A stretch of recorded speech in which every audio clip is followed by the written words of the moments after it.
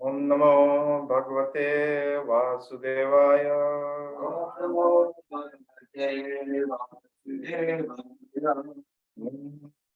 भगवते वासुदेवाय। ओम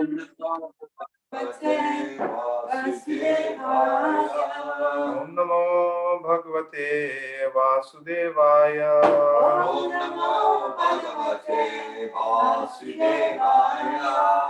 नारायणं नमस्कृत्यं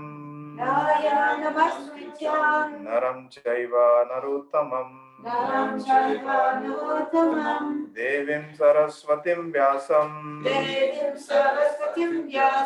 ततो जयमुदीरये। नष्टप्रायेषु अभद्रेषु नित्यं भागवत सेवया भगवते उत्तमा श्लोके भक्तिर्भवति नैष्ठिकी। ॐ अज्ञानतिमिरान्धस्य ज्ञानञ्जनशलाकया चक्षुरुन्मिलितं येन तस्मै श्रीगुरुवे नमः। श्रीचैतन्यमनोभीष्टं स्थापितं येन भूतले स्वयं रूपा कदा मह्यं ददाति स्वपदान्तिकम्। जय श्री कृष्ण चैतन्य प्रभु नित्यानंद श्री अद्वैत गदाधर श्रीवासादि गौर भक्त वृंद। हरे कृष्णा कृष्णा कृष्णा हरे हरे हरे राम राम राम हरे हरे।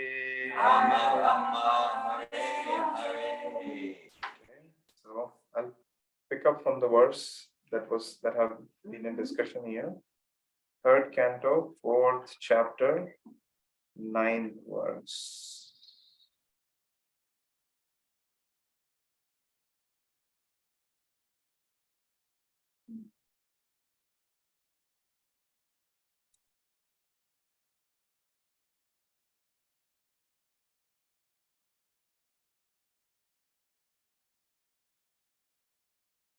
Okay. तस्मिन् महाभागवतो वैपायनं सुहृत्सखा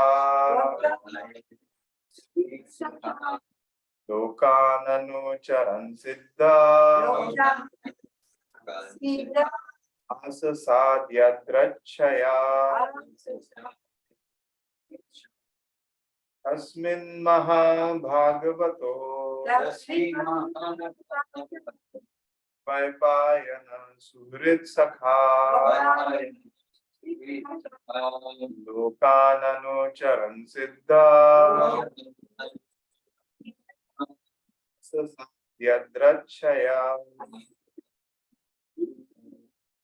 तस्मिन् महाभागवतो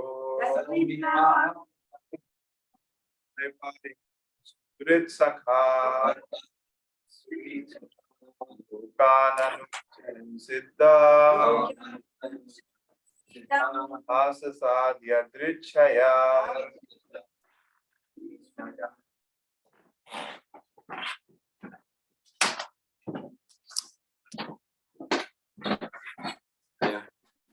Okay, so let's get everyone on mute there. Hare Krishna. Okay, so we're reading from Srimad Bhagavatam, Canto 3, Chapter 4, Text 9. Rasa Sindhu Prabhu is leading class and discussion. I put on the recorder. I'll check to make sure. Yes, it is. Recorder is on. Yep. Tasmin Maha Bhagavata. Tasmin Mahabharata Vaipayana Sritsaka. Vaipayana Suritsakha Siddha. Siddha Asasada Yadvichaya. Vichaya Tasmin Mahabhagavata Tasmin Mahabharata Switchaka Vaipayana Suritsakha Lokan Anushar Sida Lokananucharan Siddha Asa Sada Yadrikshaya Asasadya Drichaya Tasmin Mahabharata Dvaipayana Suritsakha Lokananucharan Siddha Asasadya Drichaya Tasmin Tasmin then and Mahabhagavataha, a great devotee of the Lord, A great devotee of the Lord. Dvaipayana Vaipayana of Krishna Dvaipayan Vyas, Krishna Vaipayana Vyas. Suhrid, Sri, a well-wisher, a well-wisher. Sakha, Sakha, a friend, a friend. Lokan, Lokan, the three worlds, the three worlds. Anucharan, Anucharan, traveling, traveling. Siddha, in that ashram, In that ashram. Asasad, Asasad, arrived, arrived. Yadrichaya, Yadrichaya, by his own personal perfect accord. perfect accord. Translation. At that time, after traveling in many parts of the world, Maitreya, a great devotee of the Lord and a friend and well-wisher of the great sage, Krishna Dvaipayan Vyas, reached that spot out of his own perfect accord. Purport. Maitreya was one of the disciples of Maharshi Parashar, the father of Vyasadeva. Thus, Vyasadeva and Maitreya were friends and mutual well-wishers. By some fortunate accident, Maitreya reached the place where Lord Sri Krishna was resting. To meet the Lord is not an ordinary incident. Maitreya was a great sage and a learned scholar, philosopher, but not a pure devotee of the Lord. And therefore, his meeting with the Lord at that time may have been due to Agyat Sukriti or some unknown devotional service. Pure devotees always engage in pure devotional activities, and therefore their meeting with the Lord is natural. But when those who are not up to that standard meet the Lord, it is due to the unforeseen fortune of accidental devotional service. Om Vishnu Padaya, Krishna Prishtaya Bhutale, Srimate Bhakti Vedanta Swami Niti Namine, Namaste Saraswati Deve Gaurvani Pracharine, Nirvishesha Shunyavadi Paschat Deshatarine, Jai Shri Krishna Chaitanya Prabhu Nityananda, Shri Advaita Gadadhar Srivasadi Gaur. Hare Krishna, Krishna Krishna, Hare Hare, Hare Ram, Ram Ram, Hare Hare.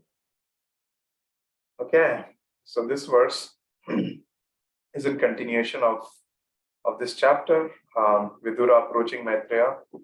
When I last spoke here, so the first verse of this chapter was discussing about how the Yadavas fought with each other and the family lineage and how that was killed and how Krishna achieved multiple purposes by just doing one activity. And then we saw that how Krishna acts in such a manner that everything is perfect and complete, and through that perfect and complete experiences, everyone gets benefited and they get the experience that they need, that they desire, for their growth, for their enlightenment. I remember you gave 21 reasons for the disappearance. 21 reasons, exactly.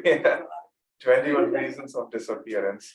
So in that same thread, as the story continues, Vidura is approaching Maitreya, and this is the time where Maitreya appears in front of the Lord. And a few things that stand out to me directly in the verse, and then we can go into the details. So first thing is that well,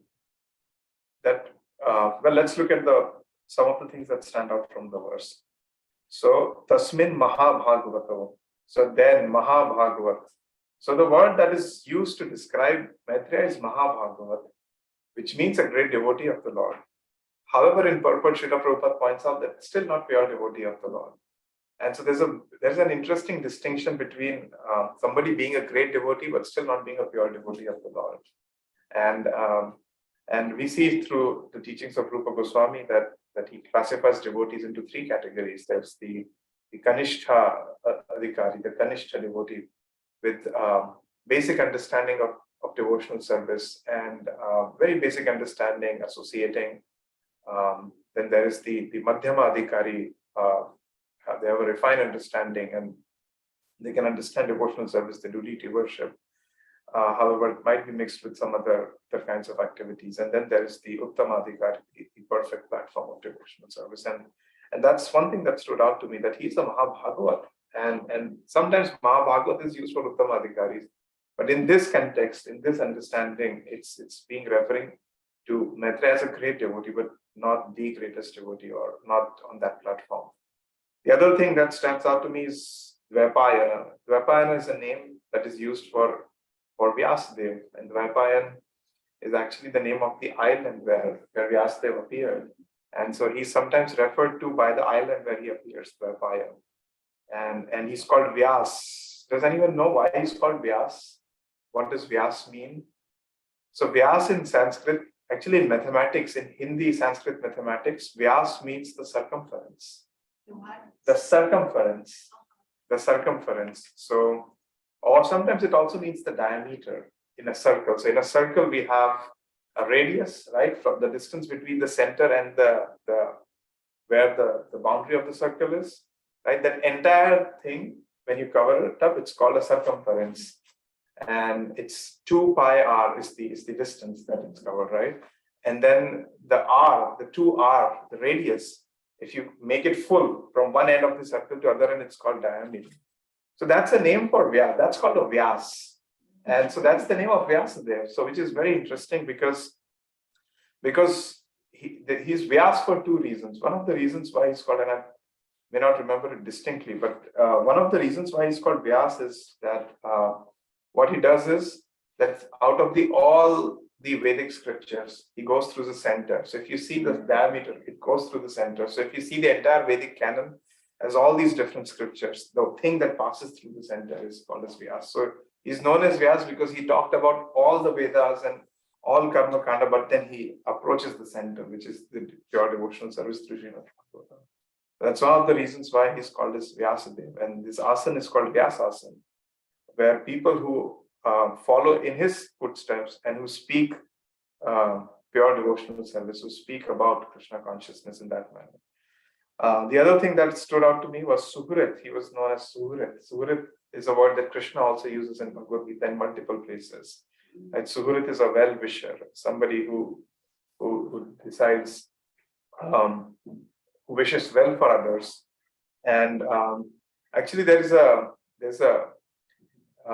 theory. There's a theory, and some acharyas actually agree with that. I've not heard full historical context.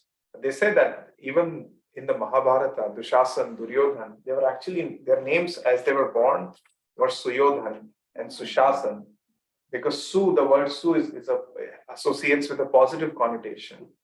However, with their activities later on, they were given Dushasan and Duryodhan because they corrupted their activities. So the word Du is associated with bad activities and bad prefix. And so no parents would name their kid Dushasan, Duryodhan, but that became later on as part of it. So Suhrit, Rit also is a root for heart or the head. Heart. Yeah. So Suhrit means who wishes well for the heart. and who talks things that are good for the heart. And sometimes well-wisher can have a connotation of somebody who is cajoling or coaxing or buttering somebody, but it's about wishing well for the heart. And a suhrit could also be a person that speaks harsh words, but they are beneficial for the heart actually, because they transform the heart. So sometimes we talk about critical feedback or feedback that is important, that may not be as pleasing to the ears, but that person is still acting as in a suhrit capacity. The other thing that stood out was sakha. So Maitreya is also called as sakha. Sakha means a friend. Actually, the word Maitreya also means friend. Maitri means friendship. So Maitreya is a word of means friendship, a friend. And Maitreya the word is also utilized in Buddhist connotations. There's this entire theory of Maitreya Buddha, a particular form of Buddha is going to appear on the planet. And they say that he's going to appear in Bloomington, Indiana. Yes. So in Bloomington, Indiana, the School of Indiana University, go Hoosiers, I went there. The brother of Dalai Lama lives there. And there's an exceeding number of Buddhist monasteries that are appearing there in Bloomington, Indiana, of all places. So the brother of Dalai Lama lives there. There are around 1,000 maybe Buddhist monks from Tibet and other parts, from all the sects, from Mahayana, Himayana, traditional, Theravada. They all have their different monasteries and sects there, because it is predicted that in Bloomington, the next Buddha will appear. And there are monasteries with the size of Buddha that is multiple stories and multiple floors. And I had a chance to visit those monasteries, and they have very esoteric practices.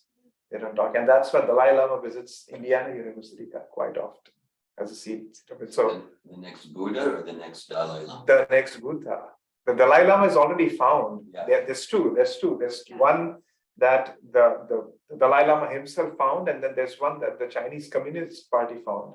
And so there's two Dalai Lamas, and they're in contention right now who gets the seat. But the Buddha, the next Buddha, is predicted in Bloomington, Indiana. That's why they consider it as a very holy space. And they have their yantra set up there. Fascinating that in good old Indiana, this would happen. And so Maitreya Buddha is one of the forms of Buddha they predict that's going to appear. So that's another interesting use. It's predicted in the Veda. Huh? It's predicted in the No, it's not predicted in the Vedic canon. Veda. And we don't. Was predicted. Buddha was predicted in. And then there's various kinds of Buddha. There's Amitabha Buddha. There is one form of Theravada, and they consider Mathura as a very holy place. Actually, in Mathura and Vrindavan, they have monasteries there, because they consider that as a very form of Buddha, an enlightened being to appear. So they may call it Buddha, but it might be some other form of the Lord that may appear, or some enlightened being, or some Saktyavishabda that appears.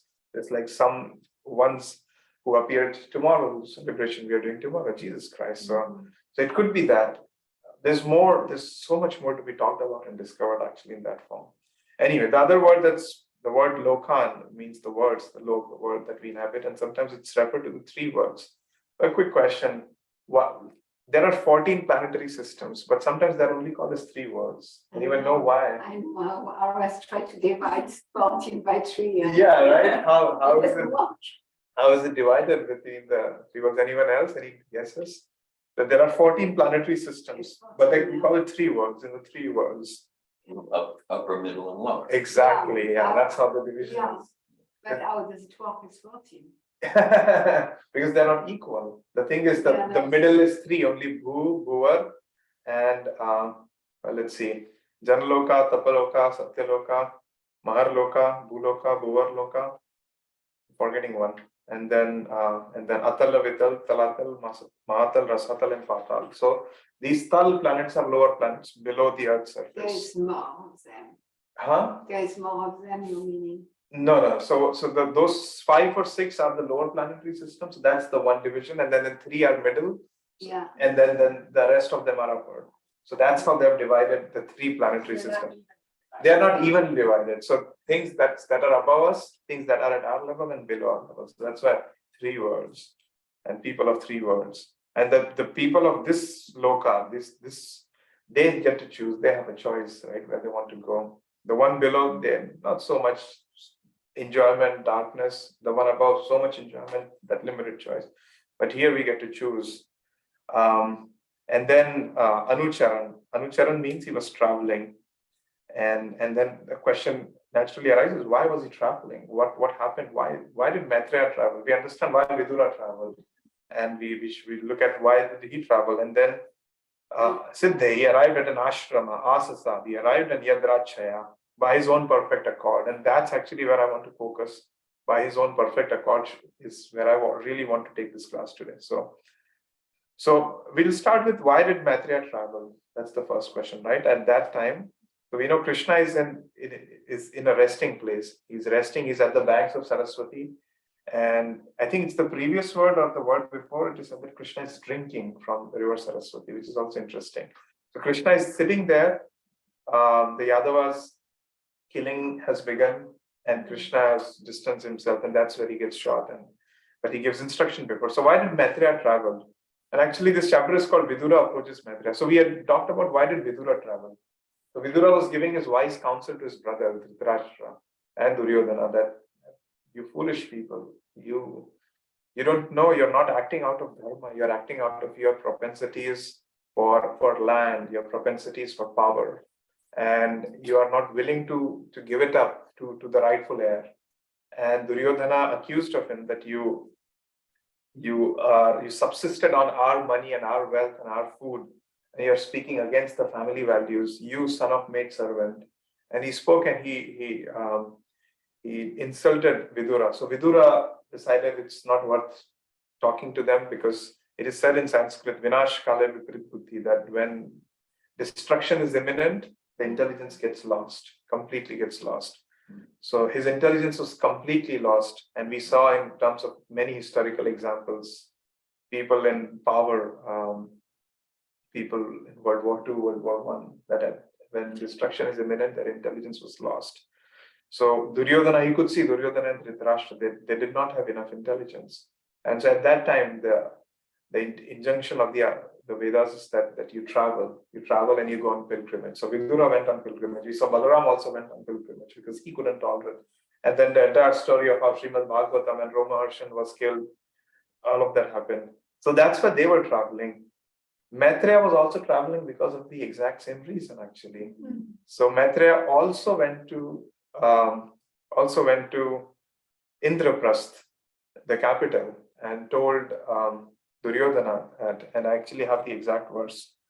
He went to Duryodhana, and he said that stop this nonsense. I'm a qualified scholar. I understand that you are here for power, but you won't win. It's going to destroy everything. So stop it and give it up. By giving up this kingdom, you will gain more fame, actually, that you gave it up for the right cause.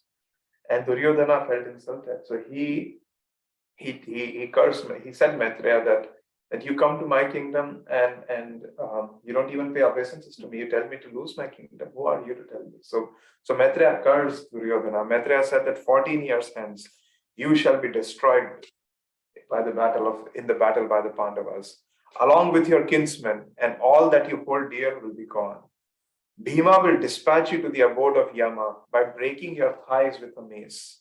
Wow. And so this was 14 years before, actually, this curse was given by Maitreya. Yeah. No, Mahabharata. And so that's why Maitreya was traveling for 14 years, because he knew what was imminent, because this is not just one little war happening. This is the greatest world war that could ever happen. Indraprastha was the kingdom of the kingdom that permeated everywhere.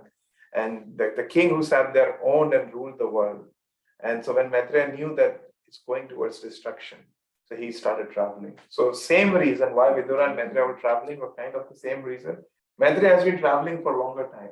Vidura was recent, but same exact reason why they were traveling. So Maitreya is walking, and then Maitreya, and then the example is that in case of, and the example in our lives is when things are really out of our control and we really have no clue what to do. Then the Shastras recommend that we travel to pilgrimage. We take pilgrimage and we associate with saints there. And that's the lesson, that we take blessings and their guidance. And similarly, Maitreya, he's on his travel. He's also described as a friend, and as a friend and a great well-wisher of Vyasa. And it is said that in the purport, Srila Prabhupada said that he was disciple of Parashar. So Parashar is the father of Vyasadeva.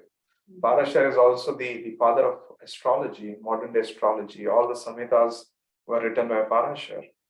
And Maitreya learned about astrology, Krishna, a lot of it. He learned it from the perspective of Jnani.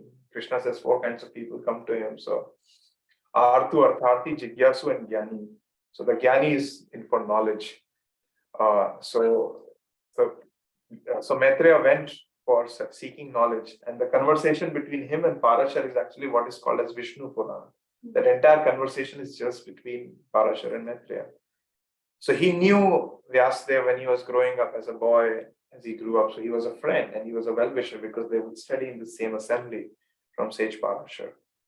And so he's learning there, and then he's a well-wisher, he's a friend. And then it's said that finally that he is described as a devotee, it's a great devotee of the Lord, but not, Prabhupada said that he's not a pure devotee, because pure devotees engage in pure devotional service. So that's the distinction Srila Prabhupada gives, that to know a pure devotee is you see his actions, see their actions, and their actions are always in alignment with pure Krishna consciousness. Whereas mixed devotees have mixed activities, and then non-devotees have non-devotional activities. So it's easy to see. So Maitreya, because he came from a perspective of knowledge, seeking knowledge and gaining knowledge, that's why he's not called as a pure devotee of the Lord. He becomes pure after the fact. However, in the beginning, it was more knowledge, wise wisdom, however, coming from a point of knowledge. So he reached that place. And why did he reach that place? He reached the place because of some unknown devotional service. He said that out of his own perfect accord. And so the idea of Sukriti, that Prabhupada describes in the purport, that he got Sukriti, that Sukriti is a kind of a blessing or just a second here. Sukriti is a kind of blessing that somebody gets when which allows them to perform devotional service. And there are 3 kinds of Sukriti that Bhakti Vinod Thakur actually talks about in Harinam Chintavani. He says that there's Karon Mukhi Sukriti, that is Karmon Mukhi Sukriti, that is because the piety, Sukriti literally means piety. Piety derived from fruitive activities. So when you do something good, charity, that's Karmon Mukhi Sukriti. Then there is Gyanon Mukhi Sukriti. That means the Sukriti that comes from Gyan, by cultivating knowledge, piety that comes from knowledge. And then the third is Bhakti Unmukhi Sukriti. That starts devotional service. That comes from doing devotional service or engaging in devotional service.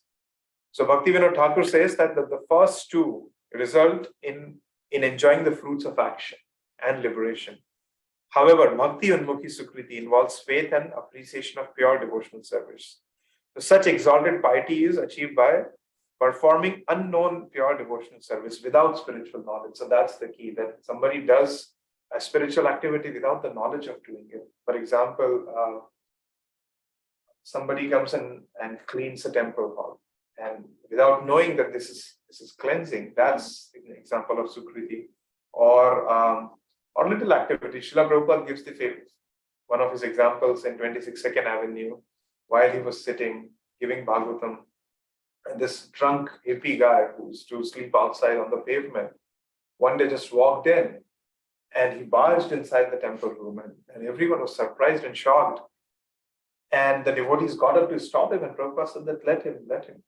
And the guy comes in, and if you ever been to 26 Second Avenue, there's a very small restroom on the side. And so he straight went into the restroom and takes out a toilet roll and replaces it and puts it there, because the one that Prabhupada had got empty. And then he walks out. Prabhupada said that that's devotional service. So that's Agyat Sukriti. He doesn't know. He just thought that, that toilet roll is empty, and then this Swami would need all these people. And he just did that service. So that's Agyat Sukriti. So that's an example of that. So this is done. Bhakti Unmukhi is the most important kind of Sukriti, and it leads the jiva to meet a pure saintly devotee, because it culminates in association. Bhakti Unmukhi Sukriti happens because of association, because of some association that we may not know. We may have no idea that this person is a devotee who has appeared in our life. But because of that, we do a service. and that becomes Bhakti Unmuti Sukriti. And that leads to meeting a pure saintly devotee with whom we can take shelter or an association. So, and by associating with that devotee, then the faith becomes firm, and then gradually taste for chanting the holy name develops. And then from that taste, compassion towards everyone arises. And then from that, fixture in devotional service, being fixed in devotional service. So that's from Harinam Chintamani that Bhakti Vinod Thakur writes. He further says in Jaiva Dharma, in another book by Bhakti Vinod Thakur, he says that he gives the three kinds of Sukriti, and then within Bhakti Unmukhi Sukriti, he gives two more kinds. He says that they are Nitya, there's eternal Sukriti, and there is Naimittika, that is accidental Sukriti. So he says that Sukriti that leads to Satsanga, association of devotees, and Bhakti is Nitya Sukriti, eternal Sukriti. And Sukriti that results in material enjoyment or some here occasional benefit is Naimittika Sukriti or Anitya, non-eternal. Naimittika or Anitya Sukriti. So Sukriti whose results are imperishable. Bhakti's results, Krishna says that the results don't get vanquished. They carry on, they accrue over time. Whereas the other Sukriti, we may get some piety. In India specifically, I see a lot of people, they go to Babas and Sadhus and they give me blessings, give me money, give me this, give me that. And they may give some blessings sometimes. We see sometimes people praying to demigods, the same idea. Even when they get books, they don't read the books. I see it in my own family sometimes that we give them books and they would put Bhagavatam on the altar and worship it, but never read it. Never read the Bhagavad Gita. Yeah, they worship it, so they get something, but the main benefit of it is to eat it. And Prabhupada used to say that it's like licking the surface actually of a fruit and trying to taste the fruit by licking the surface of it, mango. You may have some taste, some understanding, but unless you bite into it. So Bhagavatam is meant to be bitten. It's the fruit, it's the most mature fruit. It's the highest quality of fruit actually. And how we know it's the highest quality of fruit?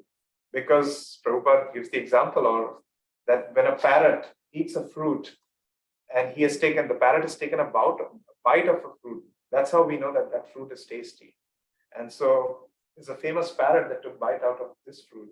Shukdev Goswami is Srimati Radharani's parrot in the spiritual world. So he takes the bite. So that's the value of it, that it accrues, it doesn't go away. So anyway, so this Sukriti, it comes from the mercy of Vaishnavas, and it's not an ordinary Sukriti. And Vishwanath Chakravarti Thakur also makes it very clear in Madhurya Kadambini that the Bhagavatam, that what we are reading here, what we hear by associating, by distributing, that Sukriti always remains.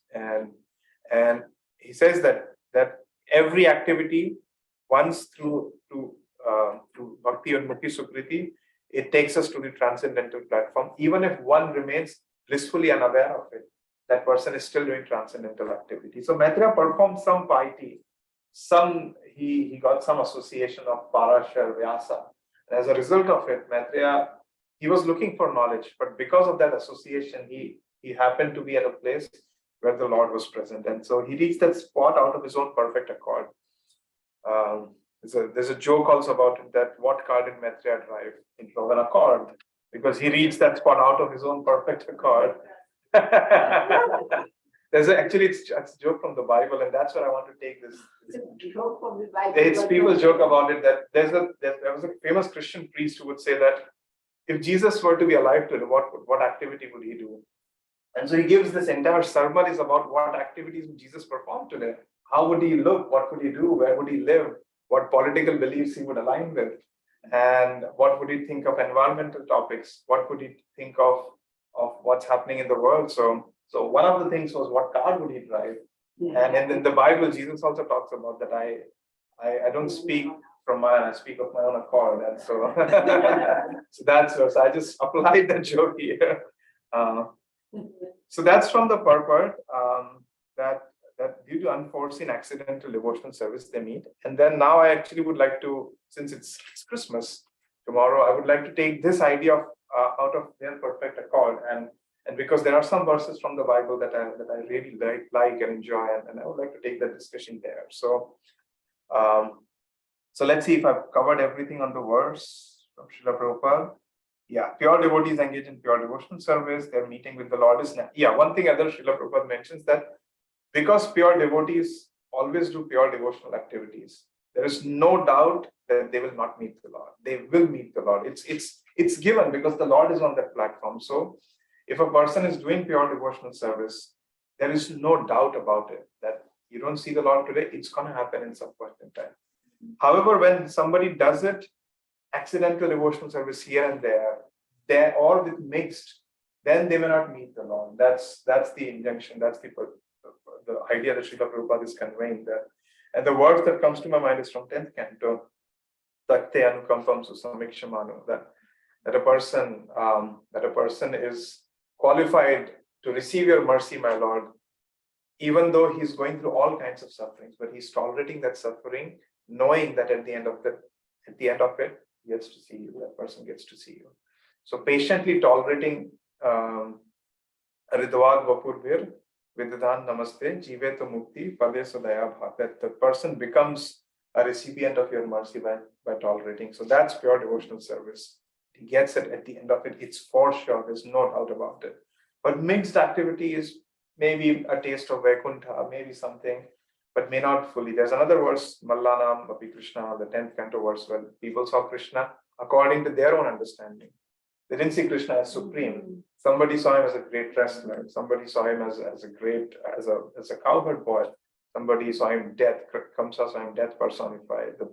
The lady saw him as the perfect lover, and the Brajvasi saw him as their darling, as their lover. So it depends on how we see Krishna, and when those intentionalities are purified, then we see Krishna, then we see things as they are, and we are bound to see Krishna at the end of it. So that's another point that came up for me. Okay, out of his own accord. So the two verse came to my mind. That's John 8:42 from the Bible, where Jesus said that, Jesus said to them, if God were your father, you would love me and respect me and welcome me gladly. For I come from my own accord. I did not, for I come from God. I did not come from my own accord, but he sent me. So he's very clearly explicating that he's not doing it because he thought one day, as a carpenter living in Nazareth, let's speak to people, and he comes because there's a clear instruction that was given to him. So this idea of accord, coming out of accord, and similarly here also Maitreya coming out of his accord, that Maitreya came of his own accord, but it's actually not true. It's actually through the devotional service. So somehow he was sent and he happened to be in front of Krishna. So it's also counterintuitive in one sense. If we see that Maitreya came out of Gyat Sukriti, is not a pure devotee of the Lord, but he gets to see Krishna. He still gets to. So there's some element of that pure devotional service that has been there. That's why he's referred as Mahabhagavata. So it's confusing in one sense that he's Mahabhagavata, not a pure devotee, yet sees Krishna. And then a devotee 100% sees Krishna at the end of it. And Maitreya becomes purified, receives the instructions, gives it to Vidura and carries on. The other verse that comes to my mind is John 12:49. Something similar that Jesus says that my Lord gave me a commandment. What should I say and what should I speak? And I have not come from my own accord. I'm not speaking it of as myself. And then this the other thing that comes is perfect accord is Krishna speaking from the heart. Sarvasya Chaham Vriddhi Sannivishta. Krishna sometimes guides different devotees. It's 2 words. Ishvara Sarva Bhutana Vriddhi Sarvajun Tishtati. That I am sitting in the hearts and I'm wandering. I'm guiding the wandering of all the devotees and all the material activities. So yeah, that came up. Let's see. So now going into Jesus Christ, his example. And before I go there, I want to bring up the other examples of Agyat Sukriti. Does anyone remember who else got the benefit of Agyat Sukriti from Shastra? Who else did something accidentally? How so? By getting the remnants of exactly, yeah. So Narada Muni, as a young boy, served these saints who visited, and just by eating the remnants, he got benefit. There's an example of Srila Prabhupada's disciples. Actually, Srila Prabhupada disciples in Brazil, they were distributing books back to Godhead, and they were in the remote part of Brazil where what to speak of Krishna consciousness, they didn't even know about India, or they didn't even know about. Sometimes they didn't even know English. Actually, it was that hard. And these disciples were going door to door distributing Bhagavatams and books. And so they entered this one village. And in that village, they're distributing, knocking on one door. And then they go outside this one particular small house on the corner with a tree, and then they knock. And then the door opens. It was a lady, and the lady says, Hare Krishna. And they were surprised that nobody knows anything, and suddenly they're greeted by Hare Krishna. And they're surprised. They go inside, and then this lady has an altar, and this lady is doing devotional service, and they couldn't believe their fortune. How could they meet somebody? So they asked her, how is this possible here? So that lady said that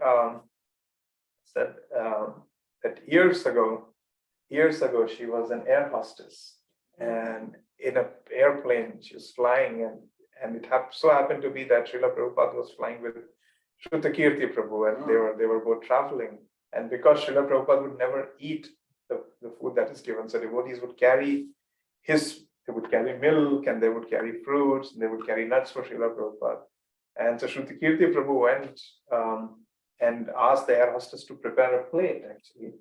And they would align all these things and bring it for Prabhupada. So this air hostess helped in that way in preparing the plate. And then as she was walking down the aisle to see what was happening, she saw Srila Prabhupada eating out of it. And without thinking twice, she grabbed some prasad from his plate, a bite of Srila Prabhupada, actually half-eaten fruit, and then she ate it. And then she's like, so good. And devotees like, it just happened, Swami. But Prabhupada was said that, did you like it? He engaged in a conversation. And as a result, that Mukhya Prasad, that Prasad from the mouth of a pure devotee, transformed the lady so much that in the remote part of Brazil, she became a pure devotee. She chanted, and she was there without nothing happening. So that's an example of life of Srila Prabhupada. Is the example of Ajamil also. We know Ajamil just said Narayana calling his son, but he got the benefit and he got saved. And from the life of Mahaprabhu, it's the example of Prakashanand Saraswati. Prakashanand Saraswati with 60,000 disciples sitting in Varanasi talking about Mayavad. However, all he did was he offered a seat to Mahaprabhu. He said that please come and sit here, because Mahaprabhu came and sat where they were washing their feet, and Mahaprabhu sat down there. He said that, oh, no, you should sit here. And as a result, just because of that action, he got some sukriti, and everyone became a Vaishnava, and that's the pure devotee's mercy. So those are some other examples of Agyat Sukriti that came up. And then now talking about Jesus. Yeah, so Jesus, Srila Prabhupada has glorified a lot of qualities of Jesus Christ throughout his books. One of the qualities that's very apparent about life of Jesus is his tolerance. That he was quite tolerant, very tolerant, so much tolerant that he forgave people who were about to crucify, who almost killed him, actually. And so Prabhupada said in New York in 1966 that sadhu means tolerant. The sadhu is a tolerant person, and he gives the example that Jesus was tolerant. He gives the verse Titikshava Karunika Suhrida Sarvadehina. That Titikshava Karunika means a friend of all living entities, and tolerance, so much tolerance and so much mercy that comes out of it. That even to ants and worms and animals. And he benefited, Prabhupada glorified Jesus' kindness. He says that Jesus was so kind. Similarly, he compares Jesus to Lord Chaitanya, that how Lord Chaitanya and Nityananda, they were merciful to Chakai Madhai. And Haridas Thakur, that he was beaten up in 22 marketplaces and he was kind.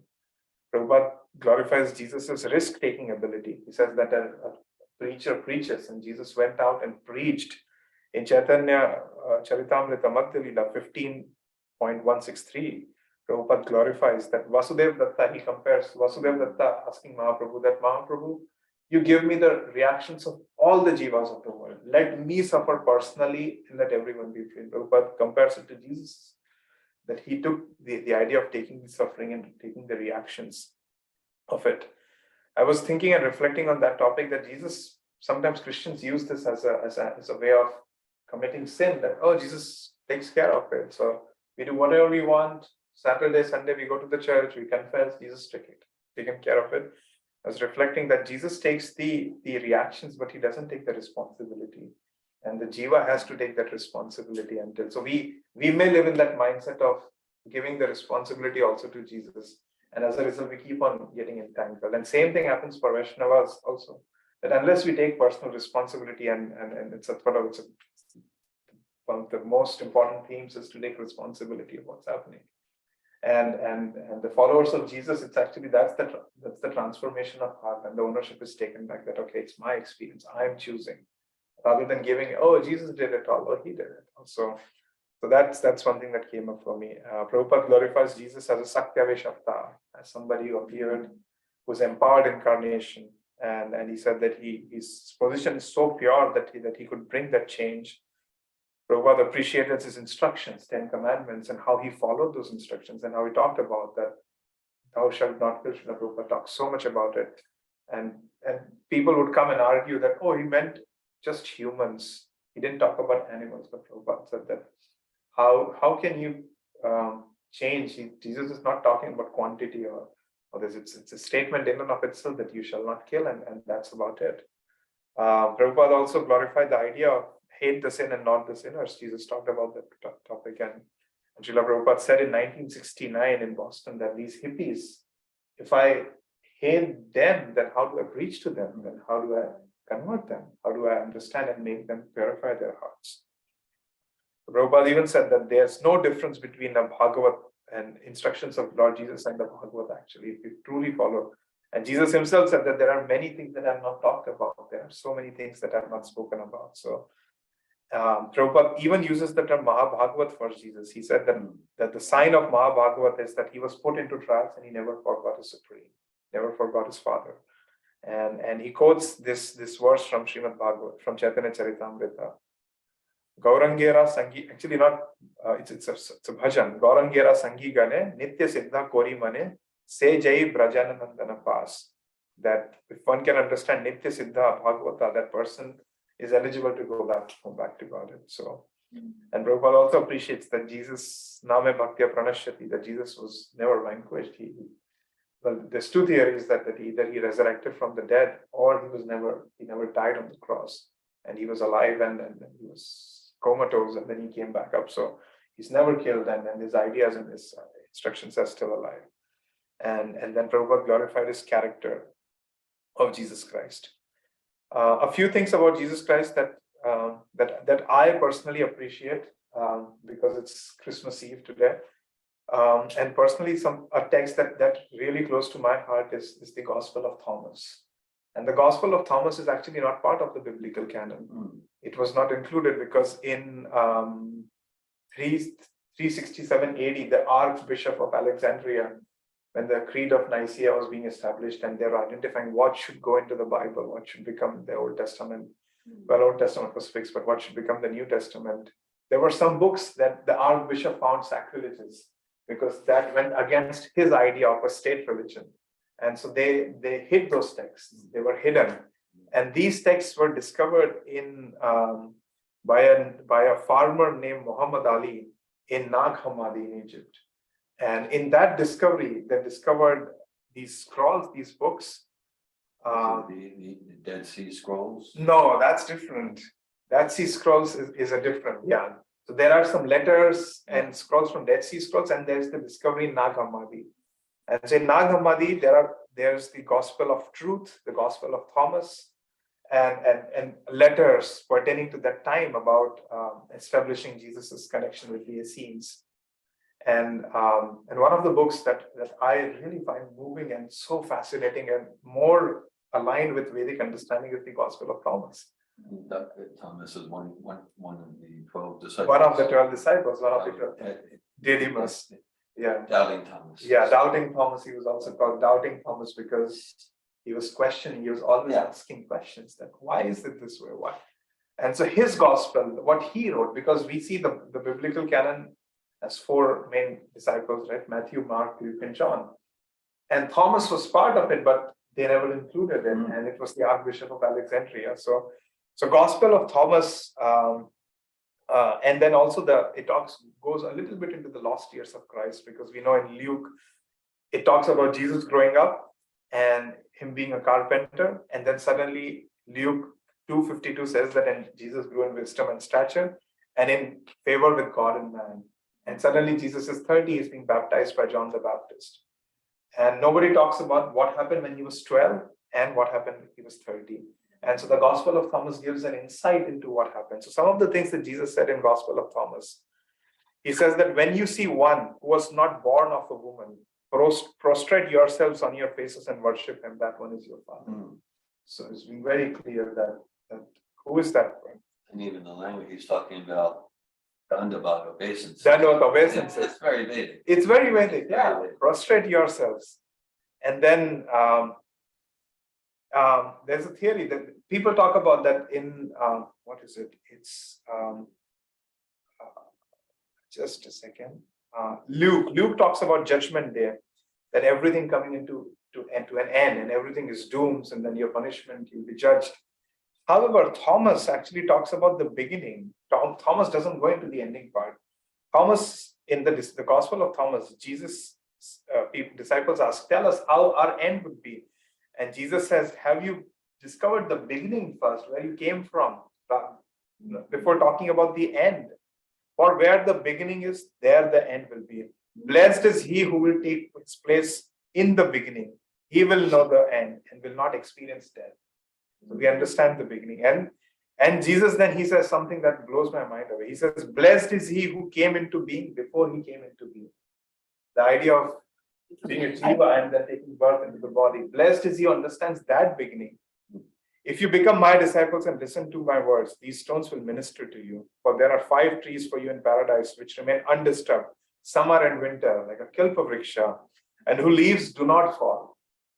And so there's this famous argument that in Vaikuntha, even the leaves do not fall.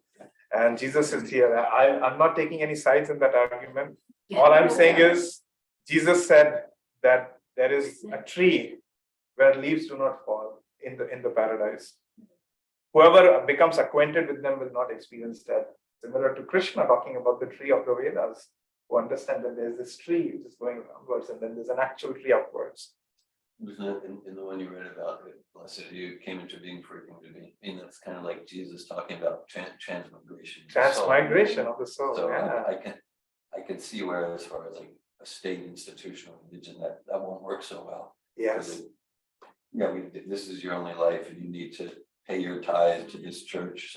So they edited out a lot of that stuff. Exactly. Not even included that part of Gospel of Thomas. Jesus said, if they say to you, where did you come from? Say to them, we came from the light, the place where the light came into being on its own accord and established itself and became manifest. If they say, is it you? Say, we are its children. We are the elect of the living Father. If they ask you, what is the sign of Father in you? Say that it is the movement and activity within you.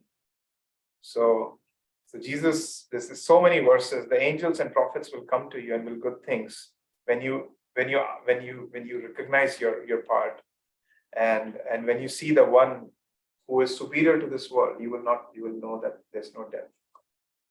So Jesus, and this book, Gospel of Thomas, became really popular, and as it was discovered in Nag Hammadi, and it talked about some letters that were written about the Magi, the 3 wise men that were appeared, and then who they were, and then that they traveled through the Silk Route, and more discovery done by Nicholas Notovich and another Nicholas Roerich. These 2 Russian explorers, they happened to visit Hemiskompo Monastery in the Himalayas, and in the Hemiskompo Monastery there are archives and there are letters describing Jesus' time spent in India. Actually,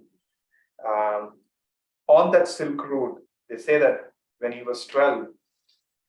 It's calculated that it takes 1 year from the port of Accra in Israel to Kashmir. It takes about 1 year to walk. If you walk around 6-7 miles a day, it takes 1 year. So Jesus' path was that path. And then after crucifixion, it is said that he did not die. And there's a number of theologians and scholars and scientists who have contended that being nailed here and here, the bleeding is so slow that it may not cause immediate death as being thought of. And then he came down, and it describes him being alive and talking and engaging with his disciples, and then walking with Mother Mary towards it, and Mother Mary passing away. And so in Pakistan, today, modern day Pakistan, there's a place called Murree in Pakistan, and there's a tomb there. And it's a tomb which is not a Pakistani Muslim tomb, but it's a Jewish tomb. It's east to west, actually, as opposed to north to south or towards Kaaba. And they said that that's where she's passed away. And they worship still till this day. People go and offer obeisances. They call her Mai Mari, that's its Mother Mary. And 200 miles east of that place is Rosabal in Kashmir in India, where it is said that Jesus visited and where he's buried. Actually, there's a shrine there of Yusuf. Of Yusuf is a name which means Yusa, the son of Joseph, or Yusa or Isha, the gatherer, because Jesus was considered to be the gatherers of the lost tribes of Israel. And actually, we have verses from Jeremiah 31:7-8 that he said that, "O Lord, save your people, the remnant of Israel, bring them from north country and gather them." Then Isaiah 11:12 also talks about that he will assemble all the outcasts of Israel, people who have disappeared, and declare that he who have scattered, he will bring them away. And Matthew 10:6 also, "Go rather to the lost sheep of the house of Israel."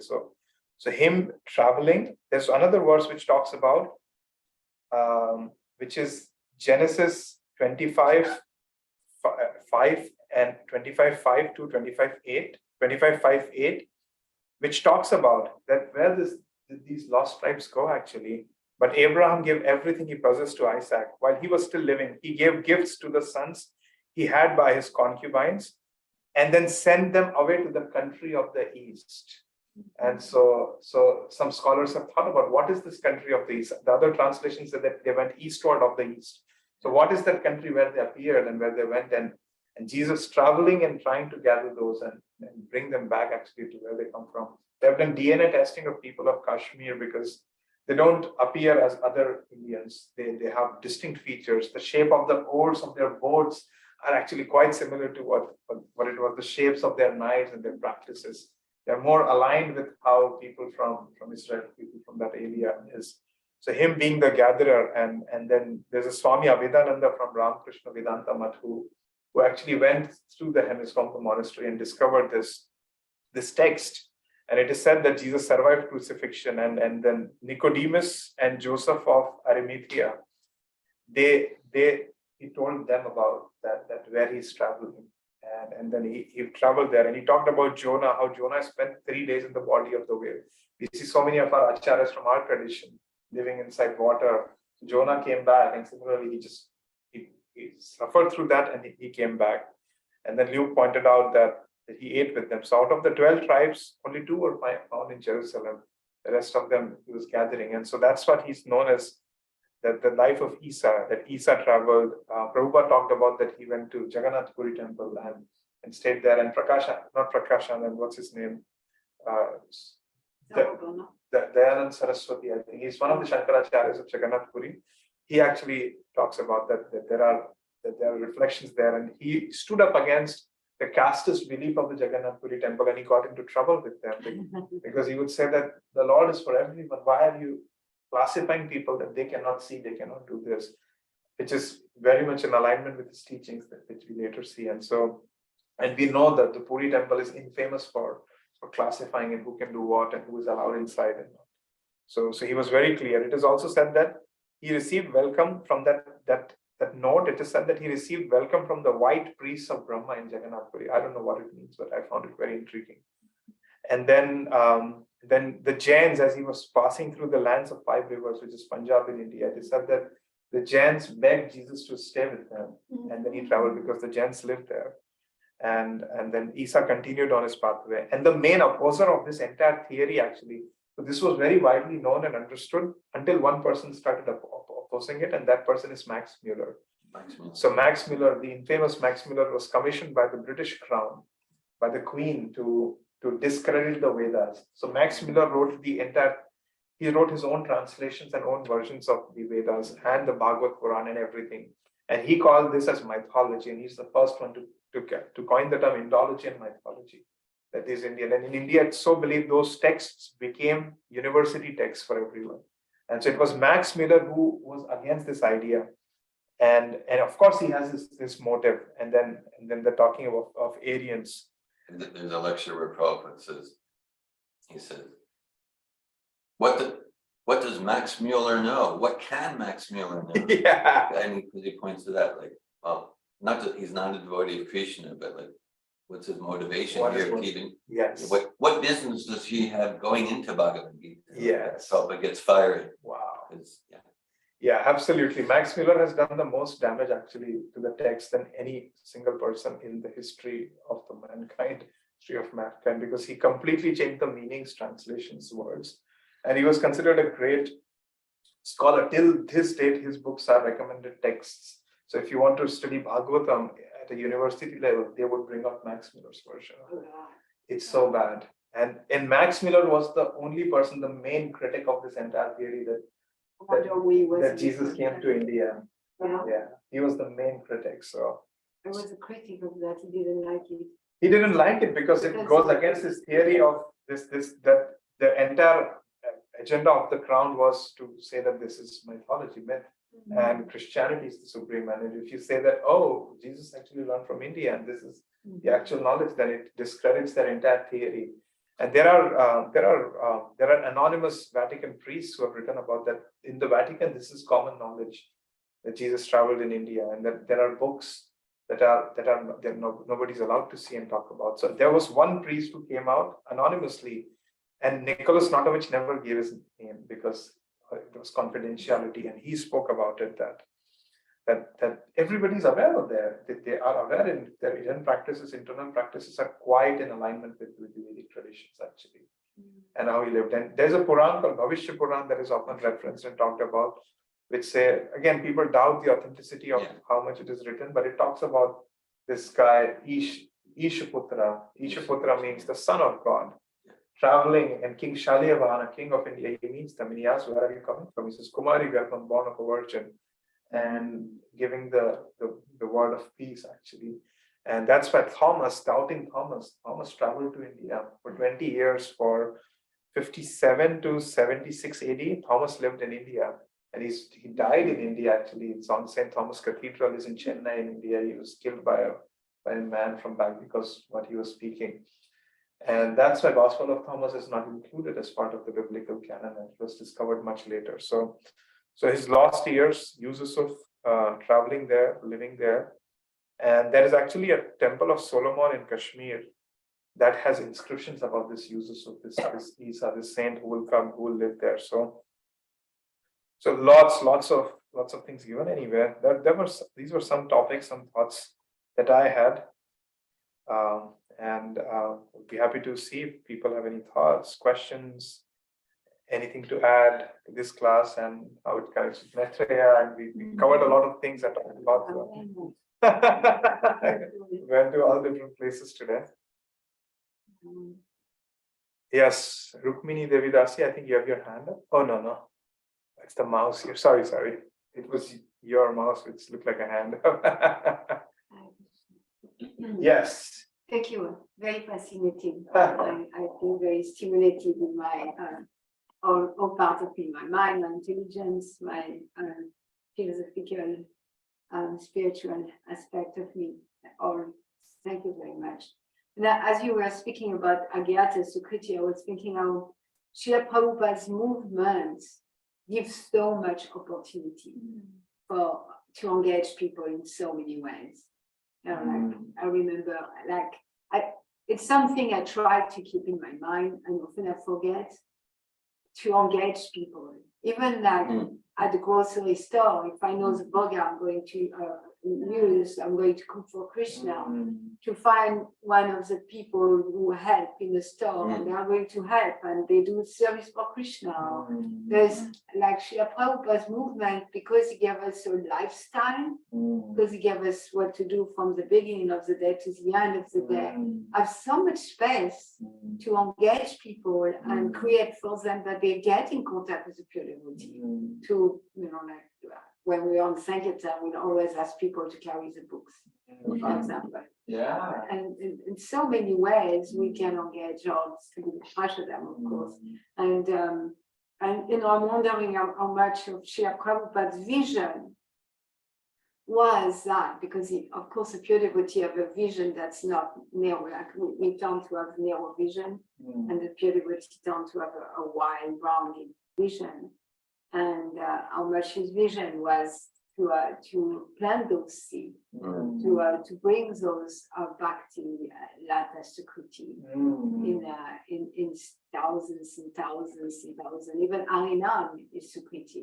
Someone passing by an Harinam is sukriti. Massive, yeah, exactly. Yeah. Holy name, yeah. It's The holy name, and he stand all his disciples 12 hours a day and you know how much his vision was to create that sukriti. Yeah. Thank you for sharing. I think two things come from you. One is that these were hidden.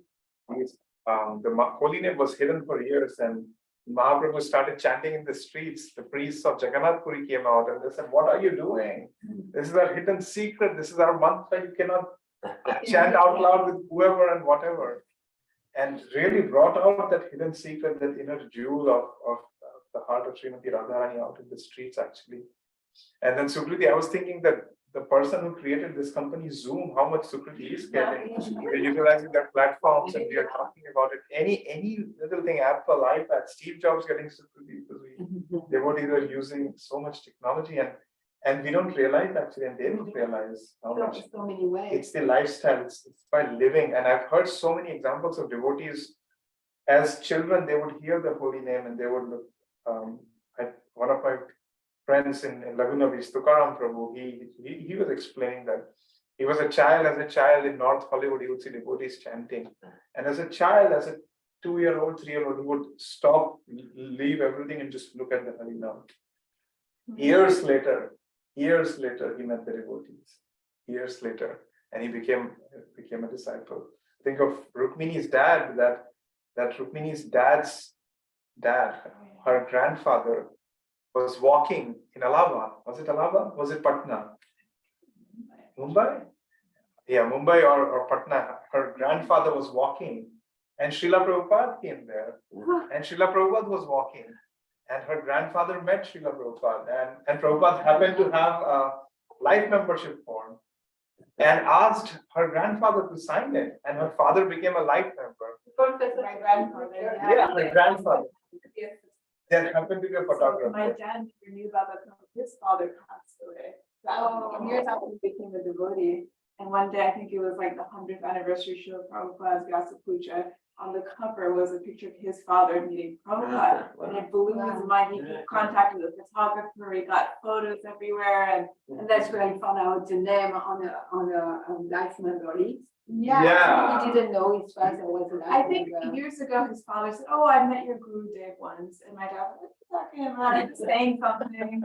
And we have those photos at home. Yeah. And also there's that picture, Srila Prabhupada, a friend to all of that book about like the earliest Prabhupada. I think on the back cover is a picture of my grandfather and Prabhupada, and they're like laughing and they're holding that life Membership form. It's really wild. Yeah. So your dad probably got Sukriti from that. Yeah, actually, Srila Prabhupada, my grandfather told Srila Prabhupada, "Oh, come to my home so we can have it." He said, "No, I won't come, but my disciples will come." So 10 years later, his disciple came and took my dad away. He became a brahmachari in Mayapur. So he said that was Prabhupada's spot. The Sukriti, that's the nature of Sukriti, how it connects and how it works. And when? And when. When it manifests, I was When it like manifests. maybe 70. That was when Prabhupada first went back to India for his health. It was Mumbai, and then 1967. yeah, around that time. Yeah. And then 10 years later, my dad, 10, 12 years later. Really special. Wow, very special. Look at you now. It's Wow. wild. I didn't even think of that. Yeah, there's so much in what you presented, Rasa Sindhu. One of the things you read, Jesus, was about like if God is your father, then you'll see something like that. And yeah, I was reading a transcribed Bhagavatam lectures from Prabhupada recently, and Prabhupada's saying, he says, okay, so like so-called Jesus said, okay, I'm God's only son. He said, but we're all children of God. We're all children of God. So Prabhupada says, okay, assuming that that's actually in the Bible, because we don't know how much what comes down in the Bible is authorized. So he said, so Prabhupada said, so it seems like a contradiction, but here's how it's not a contradiction. He says, just like if someone has many children, many sons, but the children, they're acting against the father's wishes, but there's one son who's actually pleasing the father, carrying on his mission, carrying on his spirit. So we can say, that's your real son. That's your real son. So there, Jesus is, yeah, he's the only one there who's actually continuing the legacy and spirit and substance of God. So of course we're all children of God. And so Prabhupada's saying like that, and so much of what you said is, yeah. And thanks for bringing in a lot about that. Prabhupada talks often about Max Mueller, not favorably, like, so you were representing Prabhupada there. And so, yes, and so it points to the whole thing of attempts, successful attempts, to kind of conceal and subvert the clear facts that knowledge transferred, knowledge flowed from east to west, and then trying to make like, no, knowledge is going from west to from west to east.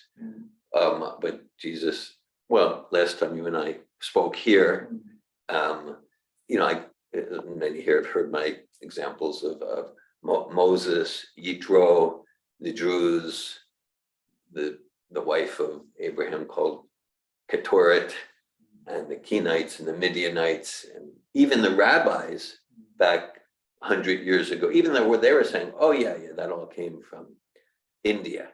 East means India, and that Yitro, who's a representative of that East, he was giving he wasn't just guiding Moses in management and administration.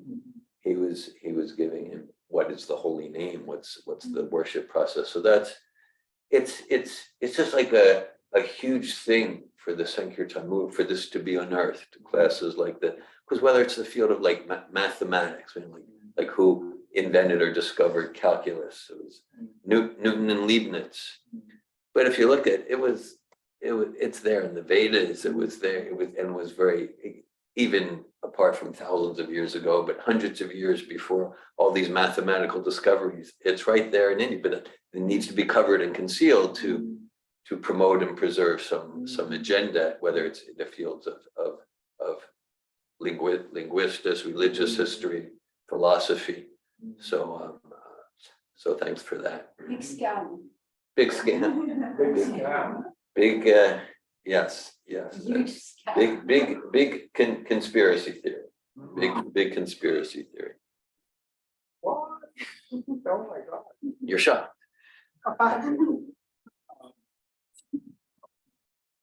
Rachel, Hare Krishna, welcome.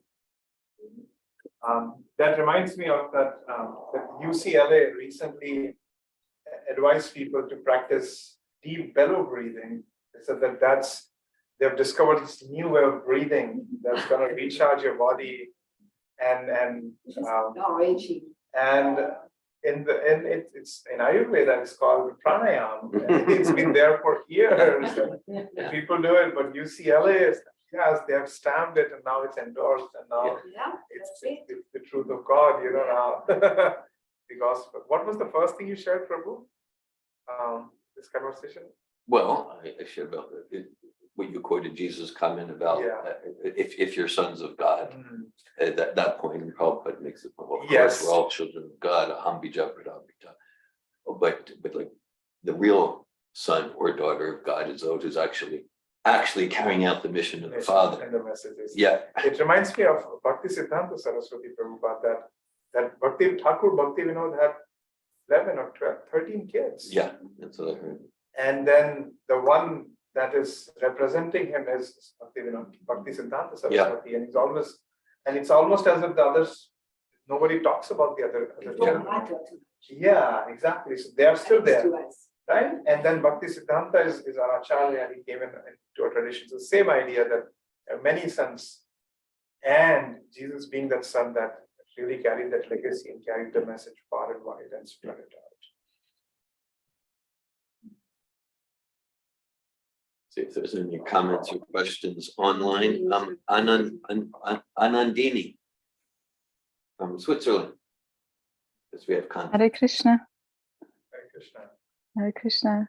Thank you, Rasa Sindhu Prabhu, for your class. I feel very enriched, and all the knowledge you shared, especially about Lord Jesus, is very fascinating to me. And yeah, especially like today, when I was 10 years old, I asked my parents to give me a Bible, and they gave me a Bible, and I wanted to read the Bible, but I had no, like, it was very strange to me and like unsettling, and I had no like entrance or connection to what was written there.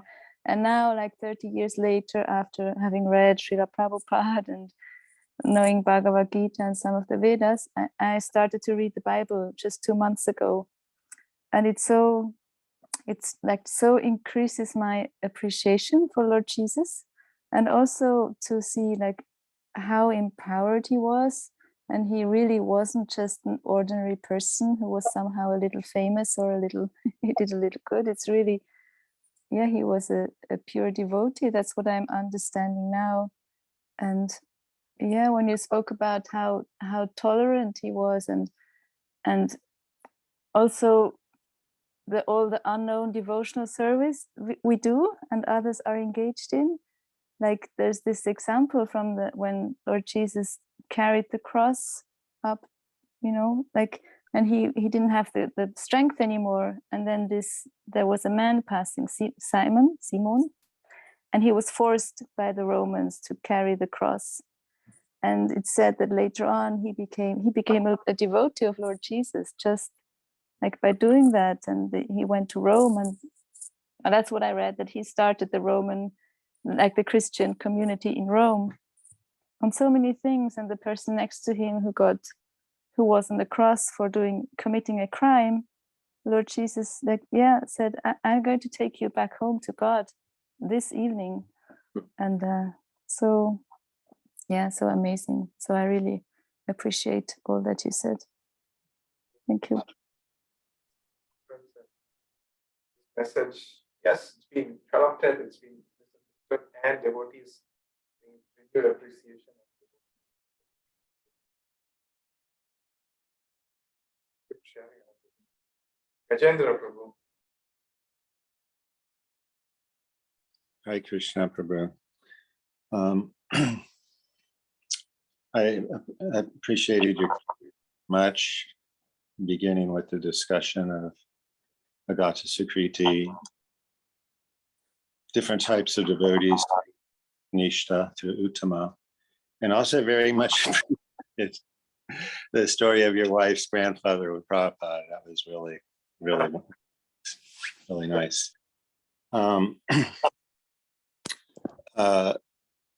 There's something I want to bring up, and there's also something that just came up a few seconds ago as listening to Anandini. I'm sitting near a fire now, and I'm feeling warmed by this fire, and I realize, well, I'm not fire. I'm not in the fire. I'm not being burned in there. The heat, by being near the fire, I'm getting this benefit of warmth. And I actually somehow in my mind, I actually connected that to Agata Sukriti. That, because so often the case is that somebody who is Krishna conscious, in the consciousness, awareness, deliberation of doing devotional service, it's when somebody gets near that person, they somehow get engaged by that person. And so they get that warmth, and that's the benefit. So strange analogy, but it just came to me, and I appreciating the fire. But I want to ask, it connects to the earlier part of the class, and my question is going to be faulty because I can't be very specific in giving my examples.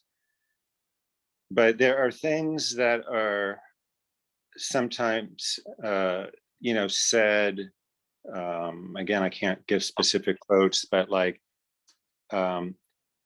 you have to, have studied this book or worship this particular personality who we maybe have not even heard that well of in some past time in Chaitanya Charita. And if you do not do that, you do not obtain, the mercy of so-and-so or service. Do you get the gist of these types of stuff? Yeah. So my question is, when it actually comes to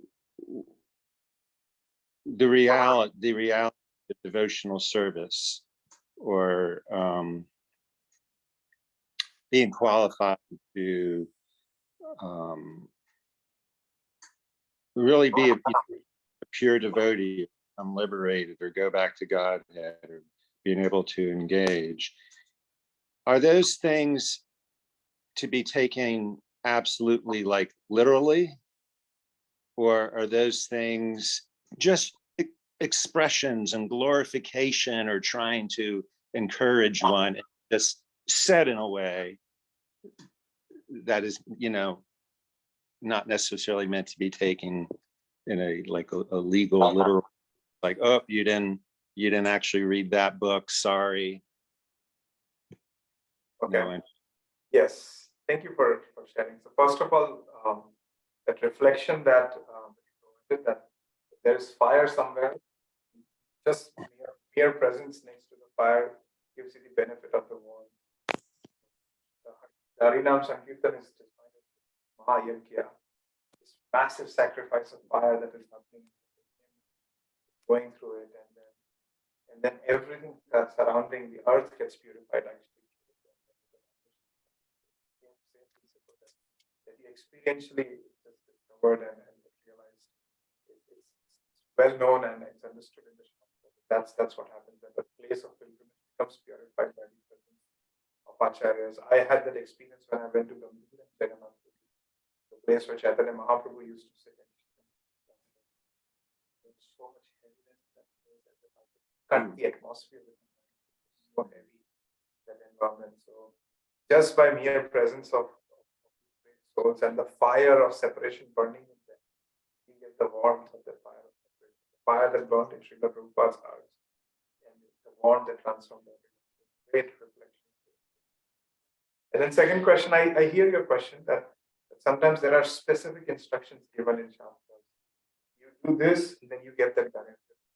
Sometimes there's something else. So is it just in that circumstance that we understand, or is it universally applicable?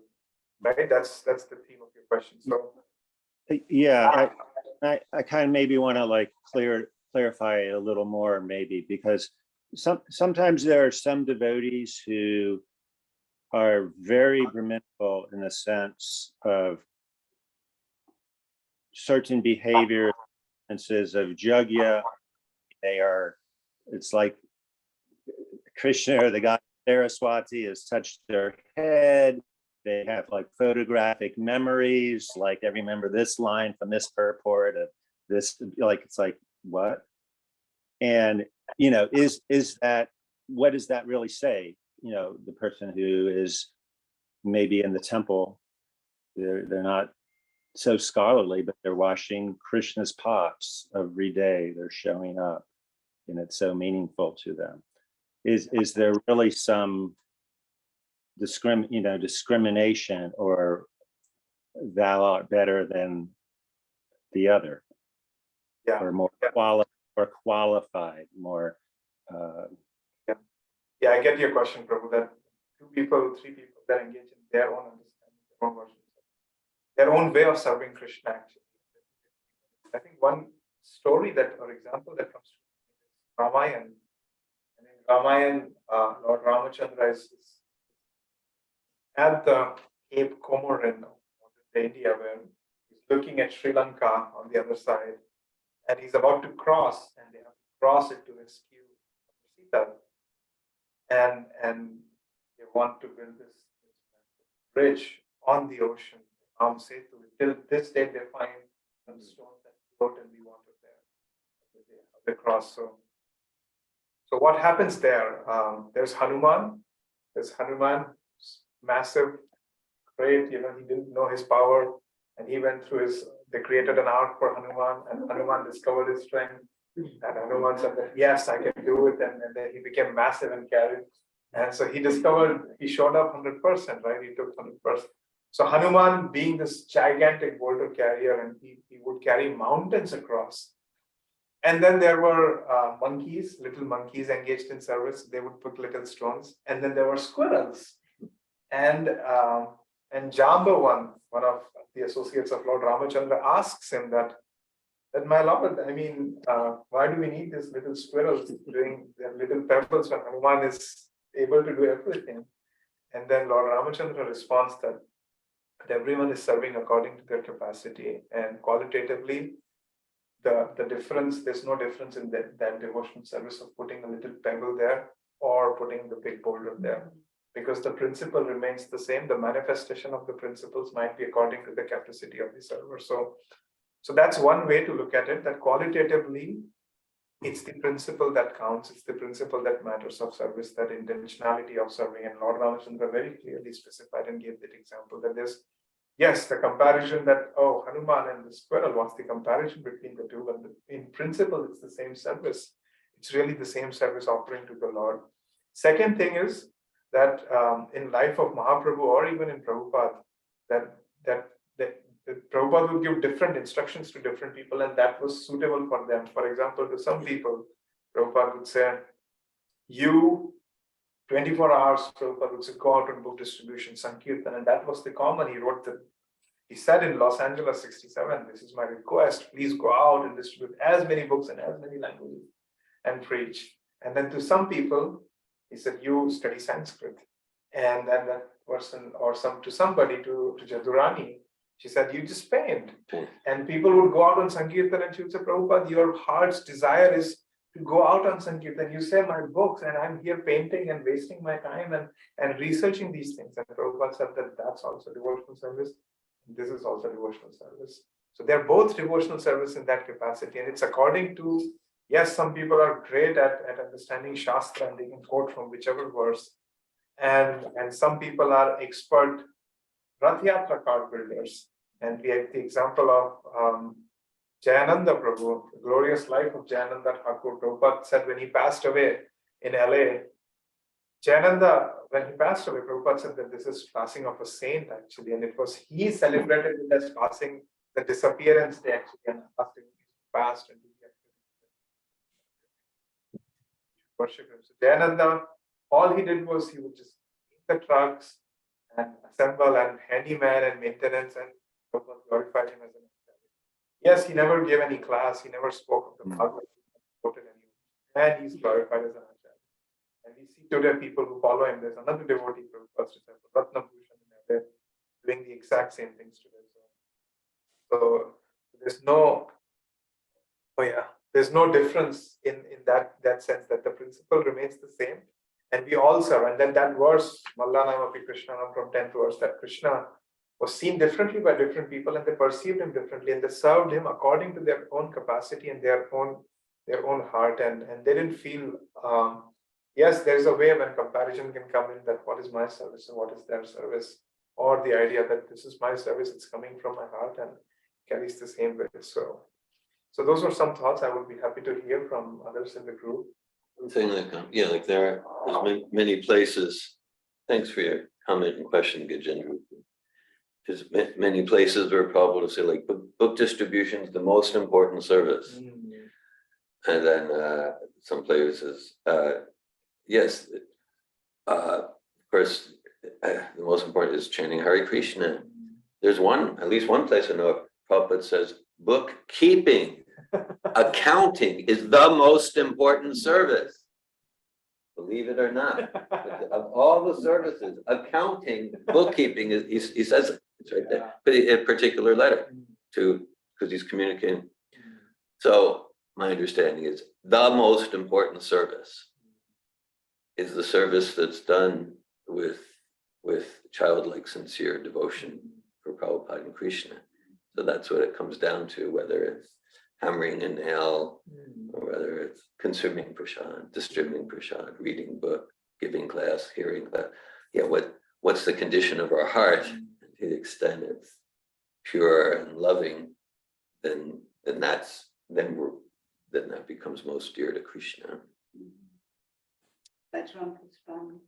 Lam Toyam. That's Listen, what we are speaking about. We can also a little water on the leaf. It doesn't.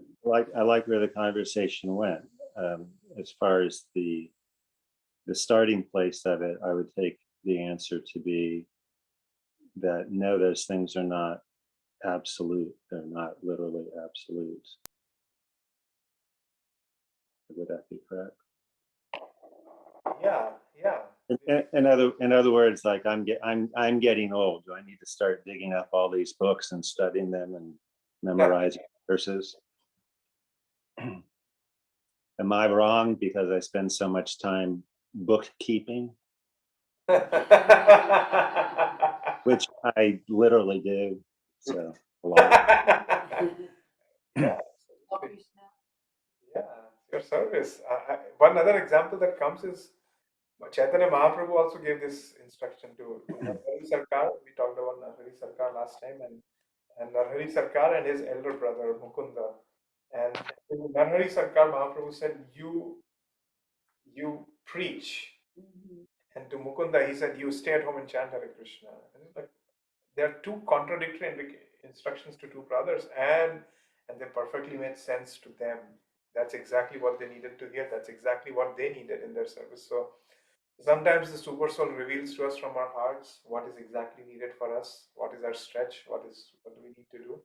And sometimes it comes through acharyas, through examples, through shastra, and we get indication into what our service is. And there's really no comparison of a squirrel and a Hanuman, because in material estimation, yes, but in Krishna's estimation, they're all rendering their perfect service. Actually, in Vrindavan, if you see the gopis and their manjaris, and some have very specific service. I mean, super specific in the sense that they have to go pick out a particular leaf of a particular flower and just bring it, and that's their service. And then some are doing massive services, and the gopas are, so they are all according to their propensities. Some jivas are in the spiritual world in a B shape, and all their service is actually to go around Srimati Radharani through her ears and to make so that she buzzes and an ankle bell shake, and then Krishna gets more mesmerized by that sound. And so that's their service, and there's no comparison between that service. So they're all in that vein of service and that attitude, that sincerity. Thank you, Prabhu. I feel like I really did get the answer that I was looking for energetically. And I'll my final comment would be, is it's just so wonderful to be able to appreciate all the different devotees and their services in which they may excel differently than we do our best.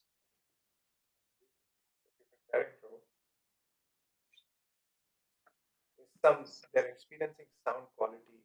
I see. Yeah. Okay. All right. Well, check it out for next time. Thank you, Prabhu. Srimad Bhagavatam ki. Jai. Srila Prabhupada ki. Jai. And Kelly wrote, I love this example of the bee service.